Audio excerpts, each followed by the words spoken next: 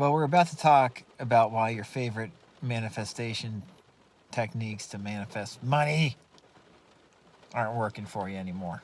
Perhaps never did. This is going to be probably a controversial video. For those of you new here, this isn't my first go around with controversial videos. We're talking about manifestation techniques involving money. I've actually written multiple books on that subject and the psychology around manifesting better inner sense of wealth and external demonstrations from that. Most notably, my book I wrote back in 2023 called Money, Your Friend. I also edited a book of some of Neville Goddard's best teachings on, I guess you could say, money mindset, called The Wealth Mindset. The Wealth Mindset. Did that back in 2017. Links to all those books will be in the description, as well as a free copy, if you want it, of my book, The Law of Attraction Simplified, which also delves into the subject we're going to talk about today, which is why money techniques, or frankly, most manifestation techniques, period, but we're going to focus specifically on money manifestation techniques, are really so overrated and probably not what you think they are. And some of this video, for those of you who are into this stuff for a while, is going to seem very obvious. Yet, even for those for which that is the case, there's going to be a lot of nuances and subtleties here, I have a feeling, that you probably have not heard in many other videos or any other videos, even perhaps any other videos by me. This is kind of an extension, too, it's an extension of many things, okay? First of all, it's an extension on Money, Your Friend, which is a book, like I said, that I wrote in 2023 about money, our relationship with money, and kind of like the energetic, psychological relationship we have with money, which for most of us is, drum roll please, fucking awful. So this is an extension on that. And it's also an extension on the last video I did. I will put a link above to that, where I just was saying that after over a decade into these money mindset techniques and having done substantial inner work to change my relationship with money, I have gotten to the point where I think most of the people in the manifestation space who talk about this are just not giving you all that solid advice. And even the good advice, or some might say stellar advice, that some of these manifestation teachers like Neville have shared over the years in regards to changing your relationship with money, the actual techniques they share and much of the philosophy they share, like the philosophy I edited of Neville's in The Wealth Mindset, is actually not going to be that relevant to your daily life once you get into this stuff on a deeper level. This video, in short, is about how ineffective basically every single money manifestation technique I have tried and seen is long-term for most of us. Because if you're familiar with this channel, you know that these ideas, principles, concepts, whatever you want to call them, whether we call them law of assumption, law of attraction, manifestation, energetic, whatever you want to label them, it's all basically the same thing, if not exactly the same thing. All of them rely much more upon belief and expectation and self-suggestion than they do on any type of technique or specific protocol. When you hear about a technique working or not working, you can rest assured it's about the level of believability the person has who is utilizing it.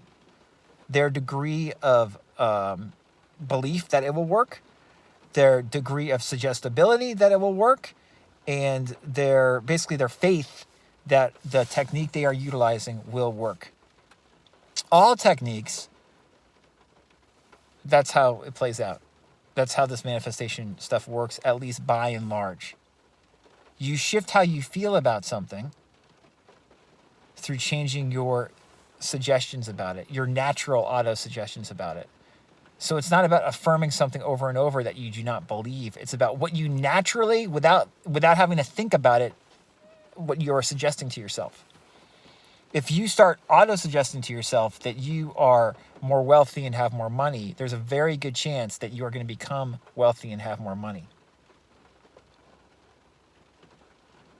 I wrote about this way back in, I think also like 2017, a very short guide called 5-Minute Finances, where I just, connect what Emile Coué always talks about in terms of suggestibility with, if you just, for like I think I said in the book, like for like 90 or 100 days in a row, just before bed, and then when you wake up, say, every day in every way, I'm getting wealthier and wealthier. Every day in every way, I'm getting wealthier and wealthier. If you do that for a long enough time, in a very relaxed way, where you're not pressing it, you're just kind of impressing it upon your subconscious, it will do something. But this is the problem. That's probably my least favorite thing I ever wrote. And I can tell you why right now. It's because that's the kind of superficial advice that we hear all the time in these money manifestation circles. If it was that easy, guys, to have long-term success with money and feel comfortable with money just by impressing our subconscious, everyone would be doing it. That kind of technique is very good if there's no pressure and you're just imaginatively playing with it for 30, 60, 90, 100 days. As are so many of these other wonderful techniques when we read about them on paper. So many of them are fantastic. I don't care what they are, whether they're a visualization, affirmation, journaling exercise revolving around money. No matter what the money technique may be, it's good on paper and it can work for you. What I'm saying in this video, and this is why it's a little bit nuanced, is that the technique after a while in all likelihood will fail. Because your belief in it, your self-suggestibility towards it, your faith in it actually doing something consistently that is improving your life more and more in the financial arena or in any arena is likely to fade. Like I said, I've tried out so many different money manifestation techniques because that's what originally intrigued me about these ideas. Like I mentioned last video, I wanted to be working less, doing a different job, and be making money in a different way. And in large part by implementing some of these techniques, and more importantly, the philosophy behind them, which was relax more and suggest more positive things coming your way, I did that. I transitioned from a rather, work and get paid job to a job where like the work felt very leisurely and I got paid whether I worked or didn't work through writing and editing and publishing stuff. But I found that the techniques I was utilizing short term, the money techniques I used, or the money techniques I continued to experiment with my first 5-6 years I was into this stuff, none of them ever stuck. And doing a technique like, I'm making $4,000 this month. Next month I'll make $4,500. And then next month I'll make $5,000. And then next month I'll make $5,500. Really cool sounding techniques that can make sense and work for a lot of you. If you keep on going with that, I don't think that number is going to keep on going up for most of you. I'm talking about any technique here. I'm talking about some of the best techniques, the kind of techniques that Richard Dotz talks about in Banned Money Secrets, for instance. I'll put a link above to that video, a video we did about that great book if you've never read it. Every money manifestation technique, I think, is going to fail most of you. Every single one. Why I finally got around to writing Money Your Friend is because I realized even all these cool New Thought spiritual teachers talking about money and prosperity that I love, like Neville, like Joseph Murphy, like H. Emily Cady, like Richard Dotz, even their stuff, it's what they're pointing to that matters. That kind of mentality about supply. And the techniques and all the cool language, figurative language, and saying, you give, it's going to return, all this stuff. It doesn't mean shit, guys, at the end of the day. Unless you understand the deeper meaning. And understanding the deeper meaning is fucking not easy. One of the most badass quotes in the LOA modern canon is by Lester Levinson. He talks about, in his book, No Attachments, No Aversions, he had built up kind of this real estate empire he owned a lot of buildings after having this like enlightenment type of experience. And he had basically been manifesting these buildings and all this capital seemingly out of nowhere. He was in tune with the universe, right? And then, he had like $1 million of real estate in New York, back when $1 million of real estate in New York was a lot. This is in like the 1950s. And then one day he had this realization to just sell it all, get rid of all of it. And he did. And he talks about in that experience realizing that accumulation is non-conviction. Accumulation is non-conviction. That, my friends, is a badass supply statement. And, if you read a lot of stuff like that Jesus says, or that these, more spiritual sounding LOA teachers say, when they say it and mean it, that's what it's pointing to. It's not about a technique, and it's not about what these money mindset coaches are saying. Because most of the money mindset coaches are saying to you basically like, look at me, I've manifested all this money, and you can do it too by, being in this frequency or doing da-da-da. And they are right about a lot of things. They have a good mindset towards money in many ways, but you know what they really are good at? Is teaching you business mindset stuff. The mindset of running a business and making money that way.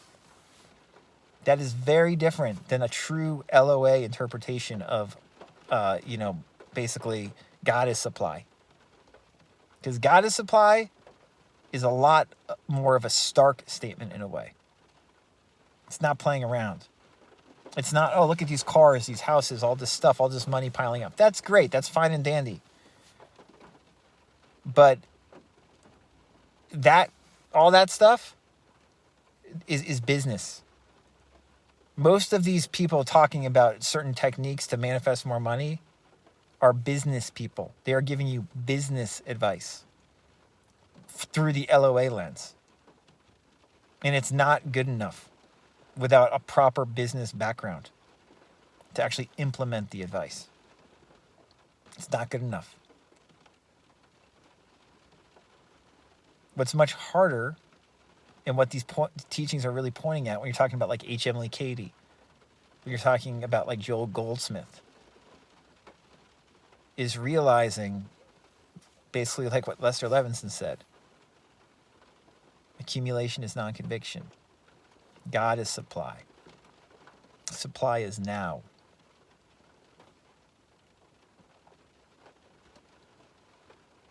And when you start looking at that, you get humbled, at least most of us do.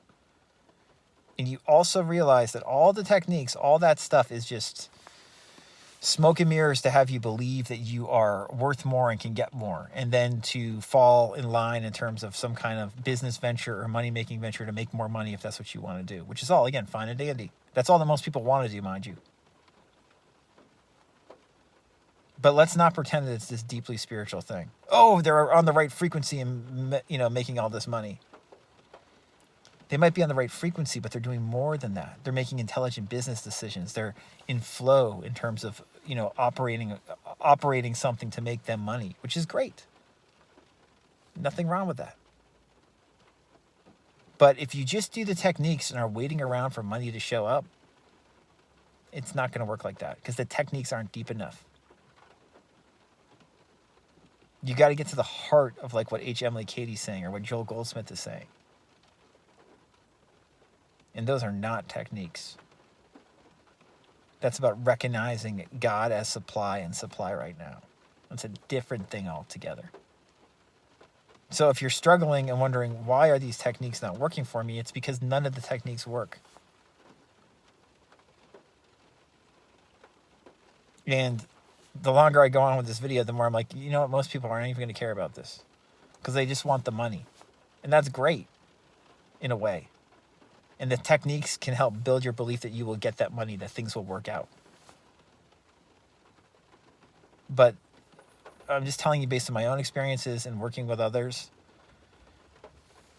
so many people who get this LOA stuff struggle with money.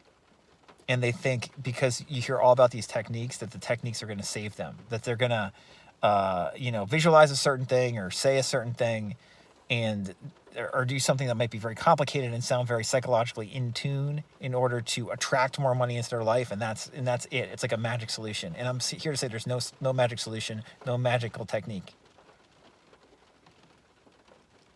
If you want to improve your financial life, you're better off studying business and being financially savvy than you are getting into this LOA stuff. The LOA stuff's a totally different ballgame.